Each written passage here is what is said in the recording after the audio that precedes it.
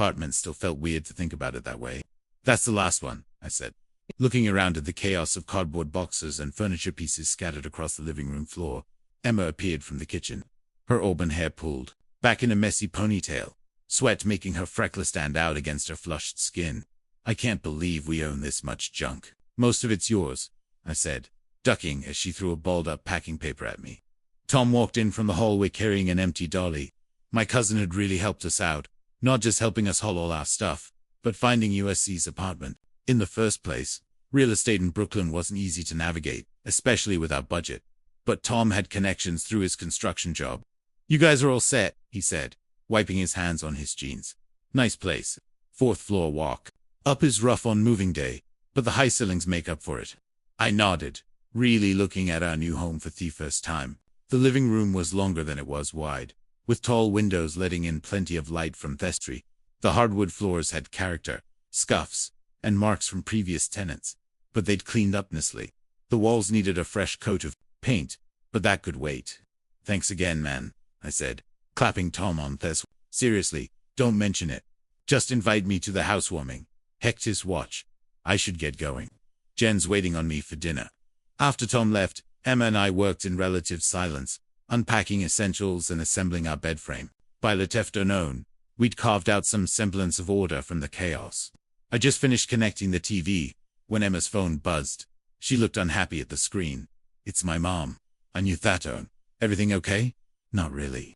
Dad's out of town, and she says she fell this morning. Bruised her hip pretty bad. Emma sighed, tucking a strand of hair behind her ear. She says she's fine, but you want to check on her. Would you hate me if I went there tonight? I know it's our first night here, but Emma, go. It's fine, I meant. It, too. Her mom lived alone in Jersey, only an hour away by train. We have plenty of time to christen the place. She smiled through her arms around my neck and kissed me. Thank you. I'll go pack a bag.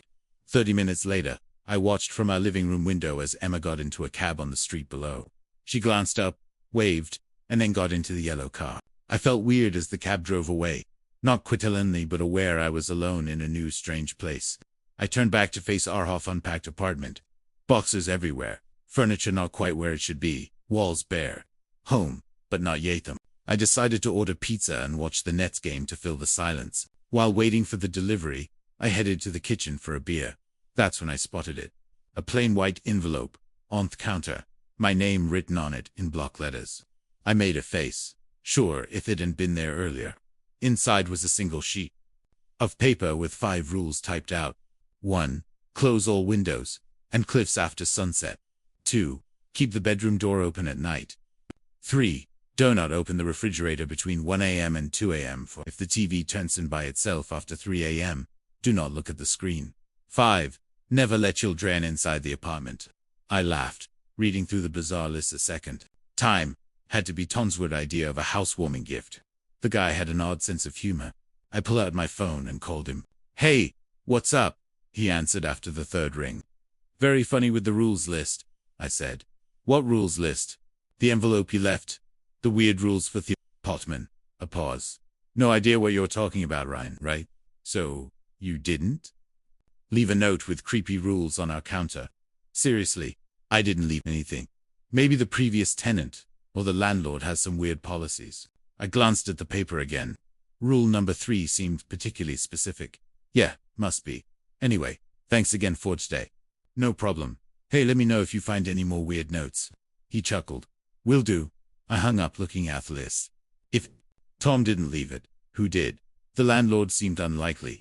We'd alt with a property management company, and the agent who gave us the keys was all business. Previous tenant made the most sense. Probably their idea of a joke to freak out the new residents. The buzzer rang, snapping me out of my thoughts. Pizza had arrived. I spent the next few hours on the couch watching the Nets lose badly while eating lukewarm pizza straight from the box. Outside, the sun was going down. The strange rules popped into my head as I watched the sunset. Close all windows and curtains after sunset. I snorted right. I stayed on the couch, not bothering to get up. We'd hung curtains in the bedroom, but hadn't gotten around to the living room yet. Besides, the view of Brooklyn at sunset was worth seeing. You could see water towers on distant rooftops. As darkness fell, the apartment grew unusually quiet. Our building sat on a busy street, but the noise seemed to fade away.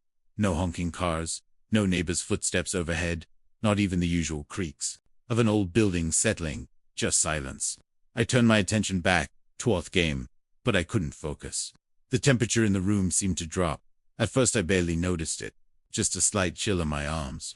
But soon enough, I reached for the throw blanket we'd tossed over the back of the couch earlier. Strange.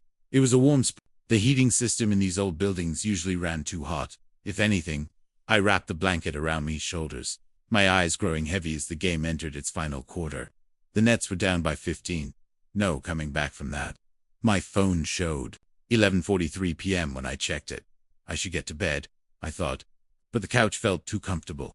The effort of moving to the bedroom to grate after the long day off. Just a few more minutes, I decided, letting my head rest against the cushion.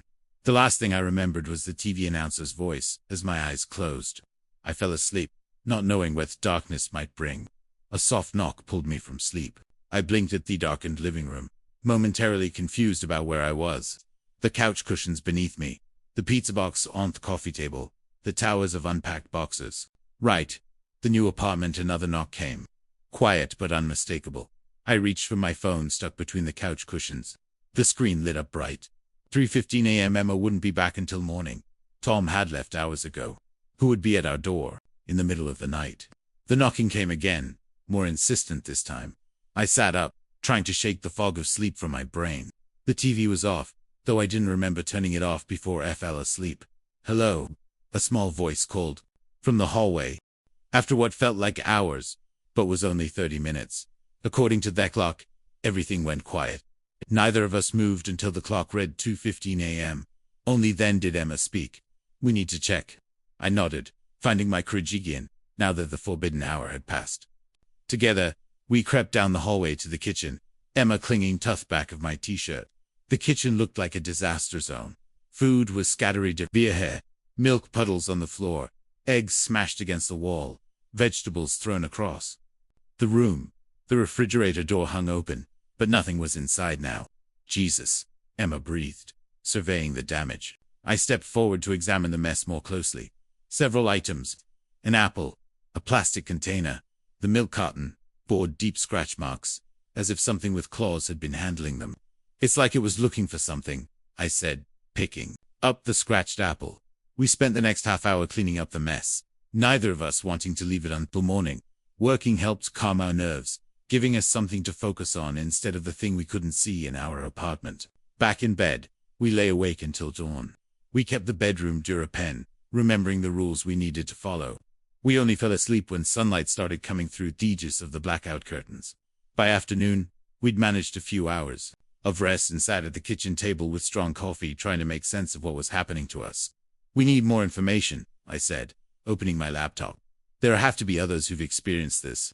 What are you looking for exactly? Emma asked, looking over my shoulder. Anything about our building, paranormal stuff, and Flatbush Avenue apartments? I tried various ARC terms. Haunted apartments, Brooklyn, supernatural Brooklyn buildings, strange rules apartment bore, finding a Reddit thread titled Haunted Brooklyn Apartments. Share your experiences. Scrolling through, I found a post from 3 years ago. Lived in a building on Flatbush A for 6 months. Weird stuff happened at night. Previous tenant left a list of rules. Thought it was a joke until I opened the fridge at 1:30 a.m. and something tried to pull me inside. Broke my lease and left the next day. Never going back. Holy shit, Emma said, reading along with me. That's our building. I kept scrolling, finding more posts. Anyone else experience cold knocking at your door in the middle of the night? 4th floor apartment in Brooklyn. Wouldn't stop until sunrise. TV turned on by itself every night at 3:02 a.m. Exactly. Always static. Saw faces in at once. Never looked again. There were dozens of similar stories going back years. Some talked about specific rules.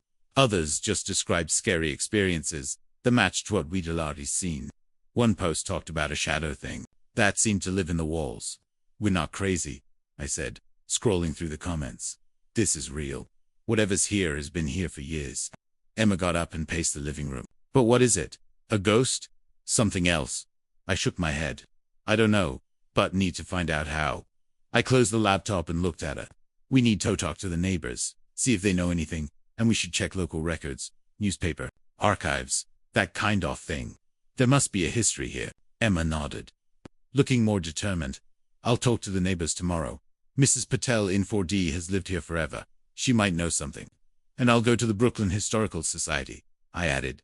They keep archives of Locant's papers maybe. There's something about the building. We spent the rest of the day making our apartment as secure as possible. Checking windows, testing lights, making sure the bedroom door couldn't accidentally close. We knew the night would bring more challenges. But for the first time since discovering the rules, we had a plan. That night, we followed every rule to the letter. The refrigerator remained undisturbed during the forbidden hour. We kept the bedroom door propped open. All curtains were drawn before sunset. Nothing happened, no knocking, no TV turning on, no strange noises from the kitchen.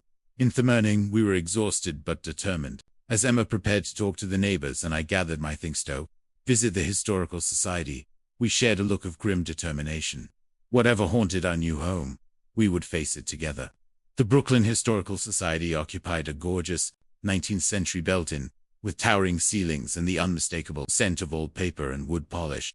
After checking in at the front desk, I was directed to a reading room where a librarian helped me navigate their digital newspaper archives. I'm researching the history of my apartment building, I explained.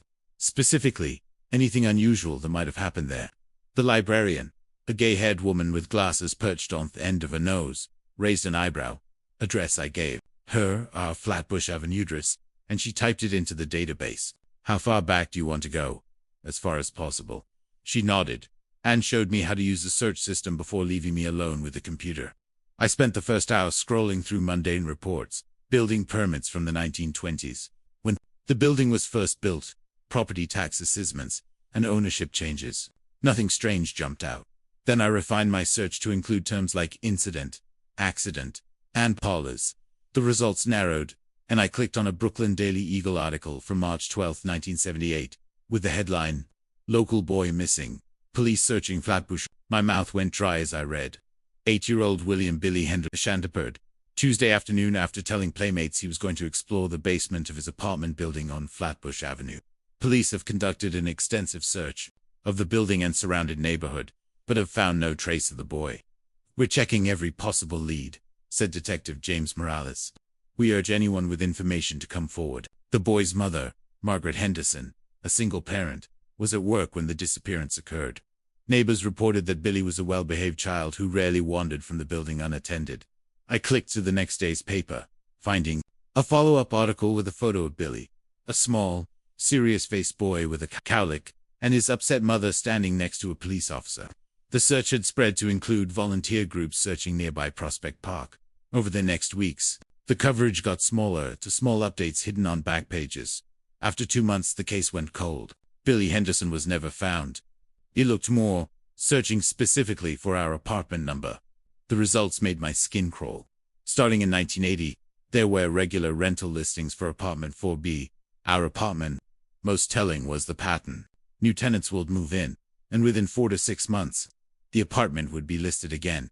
During this research, one name caught my attention in a small rental notice from 3 months ago. Apartment 4B recently vacated by M. Reynolds. Available immediately. Michael Reynolds, the previous tenant. I copied down every article about Billy Henderson and printed the rental pattern information buffer. Heading back to the apartment, Emma wasn't home yet when I arrived. I spread my findings across the kitchen towel, arranging them in time order. The story they told was worrying. A boy disappears without a trace. And afterward, people can't seem to stay in our apartment for more than half a year. My phone buzzed, with a text from Emma. "Meeting you at Milo's Diner in 30. Got some info." I gathered my papers and headed out, eager to hear what she'd learned. Milo's was a small retro-style dinner, a block from our building. Emma was already in a booth by the window, a cup of coffee between her hands. Her face looked serious. "What did you find out?" I asked, sliding into the seat across from her. "A lot." She leaned forward. "I talked to Mrs. Patel in 4D. She's lived here since the 70s. Did she mention Billy Henderson?" Emma's eyes widened. "How did you know about him?" I pulled out the newspaper articles and spread them on the table. 8-year-old boy disappeared in 1978. Never found. Emma nodded, pushing her coffee aside. "Mrs. Patel told me all about it. She knew Margaret Henderson, Billy's mother. They moved into for B in 1976. Margaret worked as a secretary downtown, and Billy would stay with a neighbor after school. What happened to him?" According to Mrs. Patel, Billy was playing with some kids from the building that day. They were taking turns daring each other to go into the basement alone. When it was Billy's turn, he went down and never came back up. I looked down at the newspaper photo of the serious little boy. The papers said they searched the building. They did. Mrs. Patel said the police went through every inch of the place, including the basement. They found nothing. No sign of a struggle, no blood, nothing to suggest he'd been taken or hurt. A waitress applauded our table, but we waved her away. What about Margaret? I asked what happened to her. Emma ran a hand through her hair. That's where it gets weird. After Billy disappeared, Margaret changed. She became convinced that in the building had taken her son. Something, not someone. That's what Mrs. Patel emphasized. Margaret started talking about it living in the walls, watching her. She covered all her windows with aluminum foil. Mrs. Patel said she'd put towels under her door at night and would only leave the apartment during daylight hours. I slid an author article across the table. She died in 1994. Emma nodded. Mrs. Patel said it was a heart attack. The building manager found her when neighbors complained about a smell. She was alone in the apartment, all the windows still covered with foil, food rotting in the fridge. Jesus, it gets worse. Mrs. Patel said that after Margaret died, the apartment was renovated and rented out, but no one stayed long. There were complaints about strange noises, electrical problems, cold spots, the same things we've been experiencing. Emma pulled a folded piece of paper from her pocket. Mrs. Patel gave me this. She said she found it slipped under her door about 5 years ago. I unfolded the paper in hurried handwriting. If you live in this building, be aware. There are things you must never do. 1. Never go into the basement alone. 2. Never knock 3 times on any door after midnight. 3. If you hear a child crying, ignore it. 4. Don't look behind the boiler. These aren't our rules. I said no. But they're similar. Mrs. Patel thinks different. Tenants have encountered different aspects of whatever's in the building. They've each created their own set of rules based on what they experienced. I pulled out my phone and showed Emma the rental listings I'd found. Look at the pattern. New tenants every few months in our apartment. And the most recent Michael Reynolds, Emma, the one who moved out right before us. I bet he's the one who left her. Who else? We sat quietly for a moment, processing everything we'd learned. Outside Thedner window, afternoon shadows stretched across the sidewalk. Do you think it's connected to Billy? Emma finally asked. Is he still in the building somehow? I don't know. I gathered the articles, folding them carefully. But I think Michael Reynolds might know more. I'm going to try to contact him. How did you find his information? Not yet, but the building management should have forwarding details for mail. I'll call tomorrow. We paid for Emma's coffee and walked back to our building in silence, both lost in thoughts about what we'd discovered. Our apartment felt different now that we knew its history. I looked at the walls differently, imagining Margaret Henderson windows with foil, trapped in her fear after losing her son. Should we stay here tonight? Emma asked as she put her keys on the counter. We could get a hotel. I shook my head. We need to understand what we're dealing with first. If we run now, we might never come back. Besides, as long as we follow the rules, we should be okay. Emma didn't look convinced, but she nodded. We spent the evening looking online, trying to find any other information about our building and the story. I looked through social media and people find websites for Michael Reynolds, and finally found what seemed to be his current address and phone number in Williamsburg. By the time we went to bed, we were super tired, but had a plan. Tomorrow, I would call Michael Reynolds and see what he knew about our apartment. We followed all the rules. Curtains closed at sunset, bedroom door open, salt lines redone 8 points as a safety measure Emma had read about online. The night was quiet until about 2:30 a.m. when I woke up to a soft sound. Crying. A child crying. It came from inside our bedroom closet. Quiet muffled sobs that went up and down. Real. It's a Emma, I whispered, shaking her shoulder. Do you hear that? She came awake instantly, her eyes wide in the dim light from the hallway. Is that? It's coming from the closet. We both sat up listening to the soft weeping. It sounded so real, so human, a child in genuine distress. We should check, Emma said, though her voice trembled. I nodded, though I really didn't want to. We got out of bed slowly, the wooden floor cold under our feet. As we went toward the closet, the room got much colder. I could see my breath in front of my face, and Emma wrapped her arms around herself, shivering. The closet door was closed. I reached for the handle, paused for a second, then pulled it open quickly. Empty hangers without closed shoes lined up below, boxes on the shelf above. Nothing that could have made the crying sound, but the cold. It was extremely cold in the closet. Suckled, it hurt to breathe. At least 20 colder than the rest of the room. There's nothing here, Emma whispered. I reached inside, feeling among the hanging clothes. My fingers went numb from the cold, but I touched nothing in you. The crying had stopped the moment I opened the door. We backed away from the closet, neither of us willing to close it again. We returned to bed, pulling the covers tight around us, facing the open closet door until morning. I called Michael Reynolds' number early the next morning, planning, I'd say, after finding out about Billy Henderson going missing and the apartment's scary rental history. I knew Michael might be our only chance to understand what was happening. The phone rang 4 times before a careful voice worked. Hello, Michael. Reynolds. This is Ryan Mitchell. I moved into your old apartment on Flatbush Avenue. Silence stretched for so long I thought he'd hung up. I don't live there anymore, Heffenly said, his voice tight. I know. I'm calling because we've been having some issues with the apartment. I also need to forward some mail that came for you. Another long pause. What kind of issues? I thought about what to tell her. The kind related to the list of rules you left. I could hear her catch a breath on the other end. I knew I was right. I didn't leave any lists, Hesed, but his denial lacked conviction. Look, we found the rules, and we've seen what happens when they're broken. I need to understand what's going on in our apartment. You need to move out, Michael said, his voice suddenly urgent. Just leave today. We can't do that. We signed a lease. Put down a deposit we can't afford to lose. Your lives are worth more than an security deposit. That's why I'm calling you. Help us understand what we're dealing with so we can protect ourselves. The line went quiet again. He could hear Michael's breathing, quick and shallow. Please, I added. We experienced Ed's child at the door. The TV turning on. Something in the refrigerator. We need to know what it is. After what felt like an eternity. Michael sighed. Fine, but not over the phone. Meet me at the Daily Press Cafe in Williamsburg at noon. Come alone, I'll be there. I hung up and found Emma in the kitchen making coffee. He agreed to meet, I told her. Just me though, Chefrant.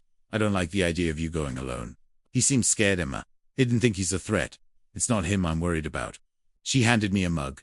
What if this is a trap? What if what in the apartment can somehow, I don't know, follow you? I hadn't considered that. You think he can leave the building? I have no idea what it can do. That's the problem. She had a point, but we needed answers. I'll be careful. I'll stay in public places and I'll text you updates.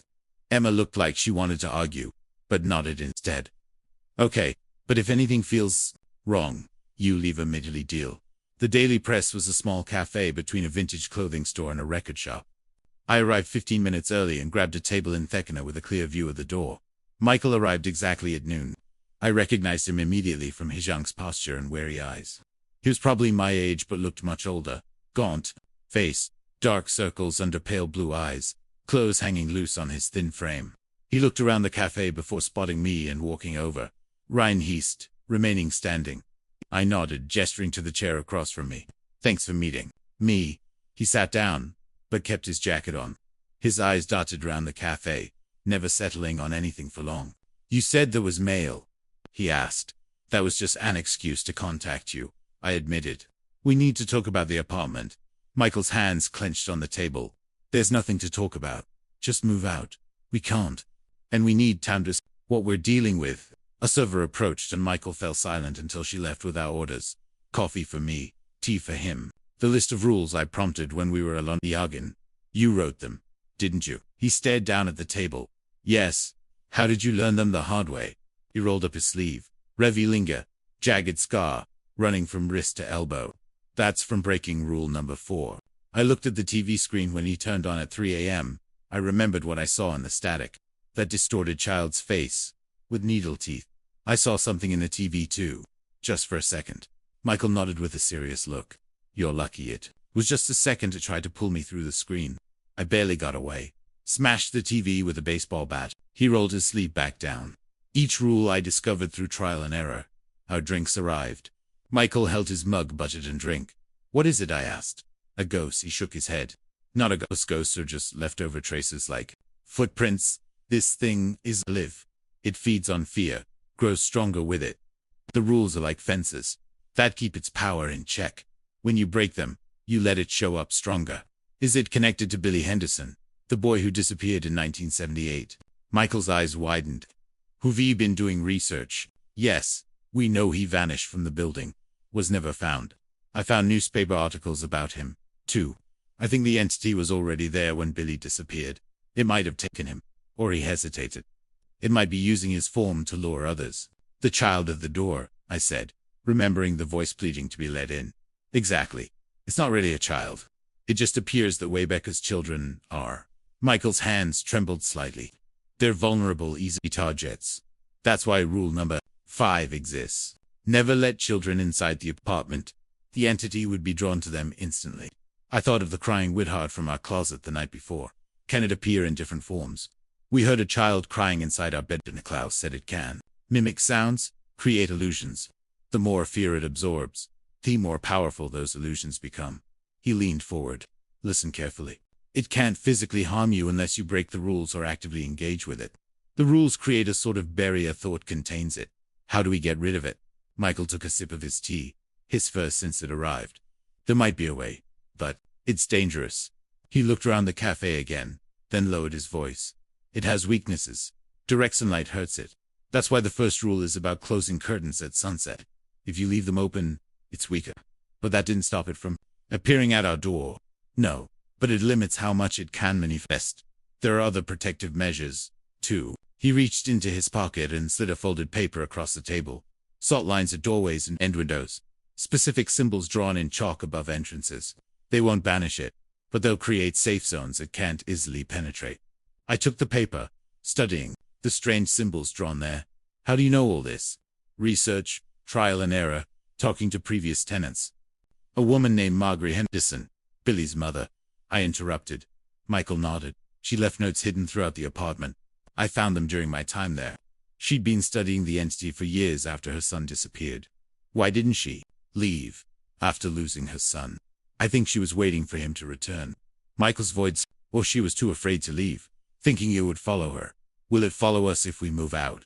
Michael hesitated. I don't know. It seems tied to the building, but I couldn't say for certain it wouldn't attach itself to someone who's been exposed to it. That explained why he'd agreed to meet me.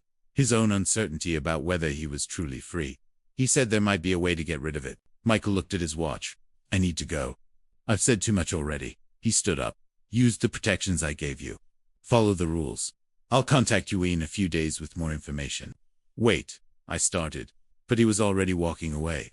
At the door, he turned back. One more thing. It's strongest at midnight. Stay alert during that hour. Then he left. I told Emma everything when I got home.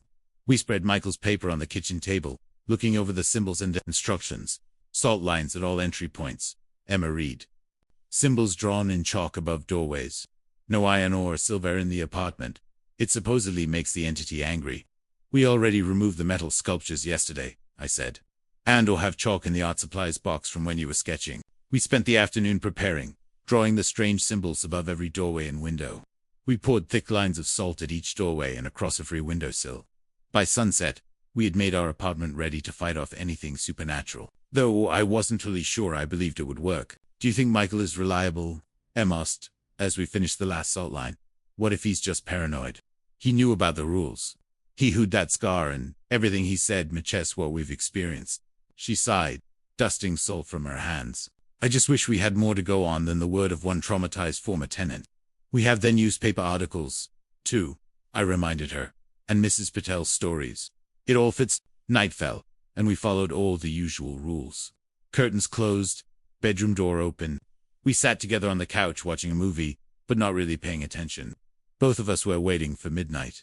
At 11:57 p.m., the lights began to blink. Subtle at first, just brief dimming that could have been a normal power fluctuation. It's starting, Emma whispered. By 11:59. The blinking had gotten worse. The lamp in the corner went out completely, then came back on, but dimmer than before. The TV screen got fuzzy, though the movie kept playing. Midnight struck, and all the lights in the apartment pulsed together. The temperature dropped so fast I could see our breath in the air. Then we heard whispering, soft, childlike voices that seemed to be coming from the walls. Do you hear that? Emma asked, her voice died with fear. I nodded, trying to make out the words. They were too faint, too jumbled to understand, but they definitely sounded like children. The whispering grew louder, surrounding us. The air felt heavy, like it was pressing down on us. My ears popped painfully. Emma grabbed my arm. Ryan, I can't do this. We need to leave. We can't run, oh, I said, though my own heart was racing. Look, the salt lines ahead are holding. It was true, though the air felt cold and the lights kept blinking. The whispering stayed in the walls. Nothing had crossed the protective boundaries we'd set up. Michael said it feeds on fear. I reminded her. We need to stay calm. The minute hand on the wall, clock moved painfully slow. The whispering continued for exactly 15 minutes, before fading away. The lights stopped blinking, and the temperature slowly went back to normal. Is it over? Emma asked, still gripping my arm. For no. We stayed on the couch, neither willing to move until we were certain the entity had retreated. By 1 a.m., the apartment felt normal again, or as normal as it could feel, knowing what lurked within its walls. We can't live like this, Emma said. As we finally headed to bed, jumping at every sound, dreading sunset, I know. I pulled her close as we lay in bed, the bedroom door propped firmly open. But I think Michael knows how to fight it. We just need to wait for him to contact us again, and If doesn't. I thought about what Michael had told me about the entity's weaknesses. Then we take matters into our own hands. It has vulnerabilities. Sunlight weakens it. The salt lines contain it. There must be a way to drive it out permanently. How? I turned to face her in the darkness. I have an idea, Michael said, breaking. Thurles gives it permission to show up more strongly. What if we deliberately break a rule, but on our terms? Draw it out when we're ready. That sounds incredibly dangerous. It is, but it might be our only chance to confront this thing directly. Emma was quiet for a long moment. Wickerel rule number 3. Don't open the refrigerator between 1 and 2 a.m. We've seen it manifest there before. We could set a trap. When? Tomorrow night. We'll need supplies first. UV lights to simulate sunlight. More salt. And we should research binding rituals. Folk, magic, exorcisms. Anything that might help contain or banish it. Emma's hand found mine in the darkness. This is crazy. You know that. Crazier than a child's voice at our door at 3 a.m. or something living in our refrigerator. She sighed. Point taken. So, tomorrow night, we deliberately break rule 3. Yes, we're bring this thing out into the open and face it head on. We lay or wake for hours planning our confrontation with the thing. Neither of us was certain it would work, but doing nothing was no longer an option. If we couldn't move out, we had to find a way to live with, or hopefully without, the thing to our apartment. The digital clock on the microwave flipped to 1:29 a.m. Emma and I exchanged a final glance across the darkened apartment. We had spent all day preparing for this moment, this deliberate violation of Rule 3. Ready? I whispered. Emma nodded, from where she crouched behind the kitchen island, her hand hovering over the UV light switch we'd rigged up. I pressed myself against the wall next to the refrigerator, trying to stay quiet. The microwave display changed to 1:30 a.m. I reached out and pulled the refrigerator door wide open, then quickly retreated to my hiding spot. For several seconds, nothing happened. The refrigerator light shined across the kitchen floor. Normal items sat on normal shelves. I almost wondered if we'd gotten the timing wrong. Then the light inside the refrigerator blinked once, twice, and went out completely. The darkness that followed wasn't just normal darkness. It was thicker, like it was eating up the light from the microwave and the streetlights coming through our curtains. It got so cold so fast that I could see my breath. From the refrigerator, something started to come out. Not a person nor an animal, but a shadow that moved like it knew what it was doing. Darker than everything else around it. It poured out like smoke, spreading on the kitchen floor before standing up in a shape that kind of looked human. That was our cue. Now, I shouted. Emma yanked the cord on the UV lights we'd positioned around the kitchen while I lunged for the window and ripped the curtains open. Moonlight streamed in, combining with the harsh purple-blue glow of the UV lamps. The effect was immediate and horrifying. The entity made a sound I'll never forget, like a dozen children screaming in unison, their voices layered and distorted. The shadow twisted violently and moved, trying to torture it from the light, but finding nowhere to go. The words, "Ryan!" Emma yelled over terrible screaming. I pulled the paper Michael had given me from my pocket and began to recite the binding words he taught me earlier that day. They weren't in any language I recognized. A mixture of Latin-sounding phrases and guttural syllables that felt wrong in my mouth. Tenebris, vinculum luce, imperat sinuus. As I spoke, Emma moved quickly around the kitchen, completing the circle of salt we'd partially laid out. The entity seemed to sense what was happening and lashed out, sending a tendril of darkness toward her ankle. "Emma!" I shouted in warning. She jumped back just in time. the shadow missing her by inches. She kept going and finished the salt circle, connecting it all the way around the dark shape that was moving wildly. It happened right away. The shadow pulled itself together until it looked more like a small child, but in a creepy way. Its arms and legs were too long, its head a bit too big, and it moved in a twitchy, weird way. Keep reading, Emma urged, backing away from the salt circle. I continued the incantation, my voice growing stronger as I saw it working. The entity was trapped now, confined to a corner of our kitchen by the combination of light, salt, and the bind. Sigillum clausurum por obstructa. Emma got the wooden box Michael had given us from the counter. It was small, about the size of a cigar box, carved with symbols that matched the ones we'd drawn above our doorways. She placed it on the floor just outside his salt circle. Opening the lid toward the entity, I said the final words of binding ritual. In capsa in solro in eterum dot. The shadow child turned its face toward me. A face with only suggestions of features, like a drawing that had been smudged before it dried. It opened what might have been a mouth, and a voice that was both young and very old spoke. "I'll wait," it said. "I always wait." Then, like smoke being vacuumed into a narrow opening, the darkness began to pull toward the box. It stretched and thinned, fighting against the pull, beautiful to resist. The screaming started again, rising in pitch until I had to cover my ears. Emma stayed put, holding the box steady as the thing was drawn inside. The process took minutes that felt like hours, the darkness slowly getting smaller until it slipped completely into the wooden container. The moment the last bit disappeared inside, Emma slammed the lid shut. The screaming cut off suddenly, leaving using a kitchen that seemed too quiet and too bright. We looked at each other, both breathing hard, neither quite believing what had just happened. "Did it work?" Emma asked, her voice shaky. "I think so." I approached the box cautiously. It looked ordinary now, just a wooden container sitting on our kitchen floor. But when I got close, I could feel a cold emanating from it, like opening a freezer door. "We need to seal it before dawn." We didn't touch the box for the rest of the night, and stayed on opposite sides of the kitchen, watching it. Neither of us tried to sleep. We saw the sky slowly getting brighter outside our window. When the sun came up, we started the sealing process Michael had told us about. Emma melted black wax in a small pot while I drew final symbols on the box's lid with chalk. Once the wax was ready, I traced each symbol with it to trap whatever was inside.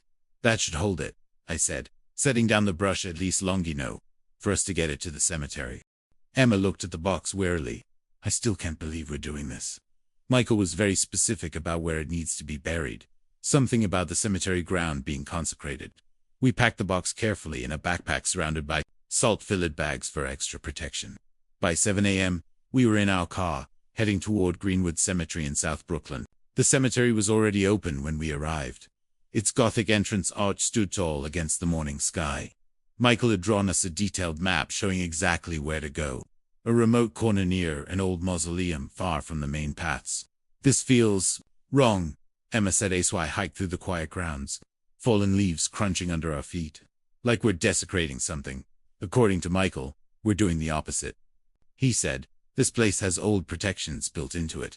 The entity will be contained here better than anywhere else." We found the spot, a small clearing between 3 very old oak trees, marked by a weathered stone with no name. I dug while Emma kept watch, making sure no groundskeepers or early morning visitors spotted us. The hole didn't need to be deep, just enough to hide the box completely. When it was ready, I placed our burden inside and covered it quickly with dirt, patting the earth flat when I was done. "Should we say something?" Emma asked when I stood up. I shook my head. "Let's just go." We walked back through the silence, both tired from the night's events.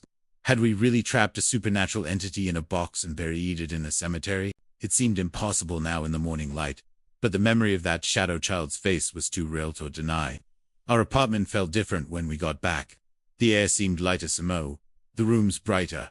We checked each room for any signs. The entity was still around. The kitchen was a mess from our confrontation. Salt all over the floor, UV light still in the corners, the refrigerator door open, but scary feeling that had filled our home since we moved in was gone. "Do you think it worked?" Aim asked, closing the refrigerator door. "Only one way to find out." I glanced at the clock. It was just afternoon. "We'll have to wait until tonight to be sure." We cleaned up the kitchen, swept away the salt, and put our makeshift UV setup into storage. Then, too tired to do anything else, we collapsed into Badan, Slept deeply for the first time since moving in. I woke to evening light coming through our bedroom window. Emma was still asleep beside me, her face peaceful. I checked my phone. 6:18 p.m. We'd slept for over 6 hours. Moving quietly, I got up and walked through the apartment. The normal sounds of T-building surrounded me. Neighbors' footsteps, distant music, the buzz-off's refrigerator. Everything felt ordinary in a way it hadn't since we'd moved in. I stood in the kitchen, remembering the shadow that had emerged from our refrigerator just hours ago. Had we really done it? Had we actually trapped and removed the entity that had terrorized us? Emma appeared in the doorway, hair tousled from sleep. How does it feel? Normal, I said. Just normal. We spent the evening in coasex optimism, following our usual routine, but watching for any signs of the supernatural. We ordered takeout, watched a movie, and as sunset approached, we debated whether to close the curtains. The rules, Emma said, looking at the list still taped to our refrigerator. Do you think we still need to follow them? I considered this better safe than sorry, at least for tonight. So, we closed the curtains at sunset, kept the bedroom door open, and avoided the refrigerator during the forbidden hour. But the night passed without incident. No knocking at the door, no TV turning on by itself, no crying from the closet. By morning we were cautiously celebrating our victory. Should we move anyway? Emma asked over coffee. Find a new place without all this history. I looked around our apartment at the high ceilings we'd liked on moving day, the hardwood floors with their worn spots, the windows that let in bright morning light. I don't know. It feels like our place now, like we've claimed it. We did pay a lot for its security deposit, Emma said with a small smile. And the rent is below market. And we did just exercise the supernatural entity which has to count for something on the tenant. Resolutely add, feeling happier than I had in weeks. So, we stay. Emma nodded. We stay, but we keep the rules posted just in case. And we maintain the protective gestures Michael taught us, I added. The salt lines, the symbols, a small priceetto, pay for peace of mind. We knew, of course, that the entity wasn't destroyed. Just contained. The wooden box, buried in Greenwood Cemetery, held something very old and patient, something that had told us, I'll wait. Like it didn't care about time the way we do. But for now our home was ours again. We could live normally, sleep soundly, and open their refrigerator at any hour without fear. The rules remained posted on our refrigerator door, a reminder and a precaution. As long as we followed them and maintained our protections, we could make this place our home. That afternoon, we opened all the curtains and let the sunlight fill every corner of the apartment. The shadows went back to normal, and for the first time since moving in, I felt like we belonged here.